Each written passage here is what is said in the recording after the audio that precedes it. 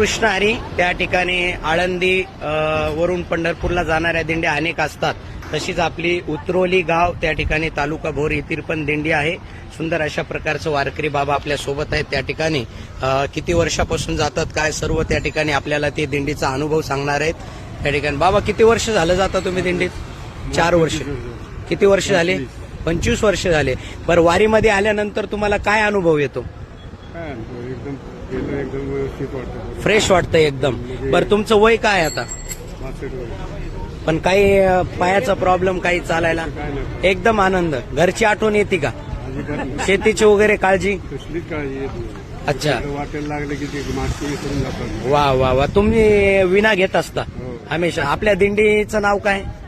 बोरकर दिंडी 19 नंबर. अच्छा. कुठून चालते ही दिंडी? उतरवली मधली. अच्छा. आणि तुम्ही बाबा? आम्ही उतरवलो दिंडी. अच्छा. तुमचं गाव कोणतं आहे?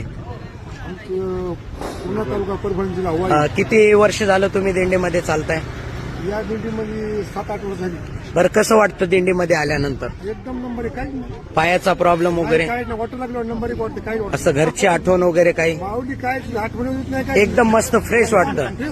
एकदम आनंद. काही नाही. बसल्यावर कटवा वाटू लागलं काहीच वाटत नाही. वा वा वा. छान. बरं, काय सांगू इच्छिता तुम्ही या तरुण पिढीला की वारीमध्ये या कशामुळे? काय एक तुम्हाला अनुभव काय मिळाला? नाही, याच्यात आल्यावर लय अनुभव आहे. अच्छा. अनुभव येतो वा वा. काय पोरायला काय. खरी गोष्ट आहे. एकदम आनंद. हा. बरं बरं, मस्त आहे. तुम्ही काय सांगू इच्छिता तरुण पिढीला आजच्या, जे डीजेवर नाचणार आहेत, इकडे तिकडे नाचणार आहेत, ते म्हणतात की वारीमध्ये जाऊन काय मिळणार आहे, घर काम धंदा सोडून महिनाभर काय जायचंय, त्यांना तुम्ही काय सांगू इच्छिता? वारीला येऊन बघा म्हणायचं, तुम्हाला समजून काय येते. एकदाच फक्त या एकदा असं म्हणजे एकदम आनंद आहे. एकदम वातावरण छान आहे. आता सर्व मंडळी तुम्ही त्या ठिकाणी उतरवलीची आहेत, बरोबर आहे? एकदम आनंद आहे वारीमध्ये आल्यानंतर. कसं वाटतं? एकदम फ्रेश का बाबा? मस्त आनंद वाटतं ना. बघा, आपल्याला वाटतं की वारीमध्ये येणारे म्हणजे कोणी असं सर्व्हिसवाले नसतात, एज्युकेटेड नसतात, असं काही नाही. हा भ्रम आहे काही जणांचा. हे त्या ठिकाणी सर्व्हिसला होते. सर, तुमचं नाव काय? आत्माराम रघुनाथ आहे. तुमची काय ड्युटी होती? तुम्ही कुठं सर्व्हिसला होता? मी पोलीस PSI होतो पुणे सिटीला. अच्छा.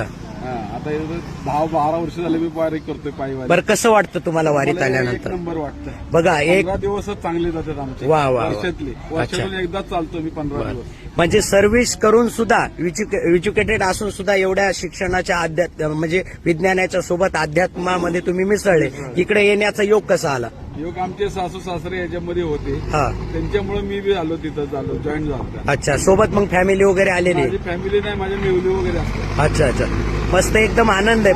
पण तुम्ही तरुण मंडळीला काय सांगू इच्छिता? तरुण मंडळाने एक वारी ही 15 दिवसाची करावी, वर्षातून एक करावी, एवढंच आपलं. रामकृष्ण हरी. रामकृष्ण हरी. बोला ताई, तुम्हाला कसं वाटतं वारीत आल्यावर? छान वाटतं. बरं बरं. तुमचं नाव काय?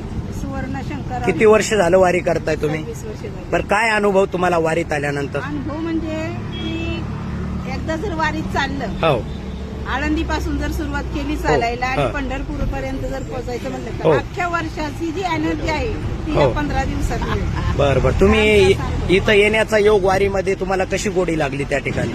आई वडिलांची पुण्याई म्हणता हो येईल हो.